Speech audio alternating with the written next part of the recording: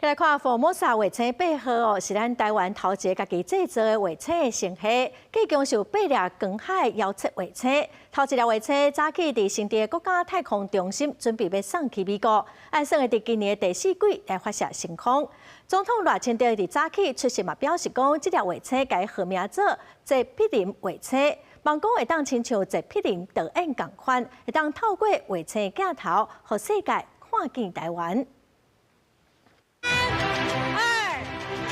经过3任计划主持人接力主持，克服关键设计审查，组装含环境测试这关卡，好为配合星系第一粒卫星要启动去到美国来做发射。国家太空中心主任吴宗信形容讲，就亲像辛苦栽培的博士班学生要离开，唔敢但希望伊出头天。福卫8号它传承了福卫5号的经验，我们决定用8颗的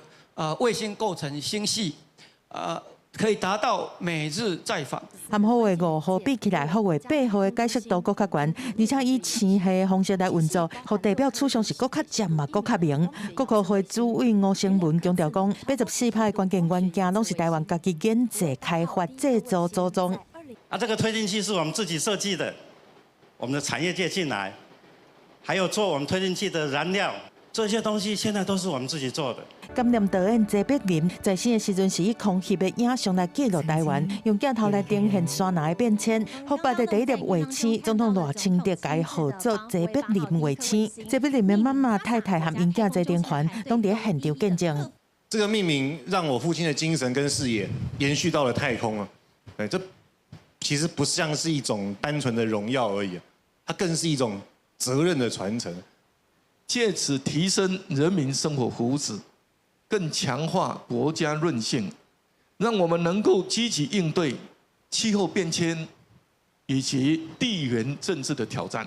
一个伫泽必林卫星上顶员签名，官学三研作为见证台湾伫太空科技领域的重要里程碑。太空中心表示讲，泽必林卫星按算今年第4季的升空，预计2031年星系完成部署，大港3摆通过台湾，广泛应用伫防灾、国安、农业和环境监测，而且支援学术研究，持续守护台湾，关照世界。记者综合报道。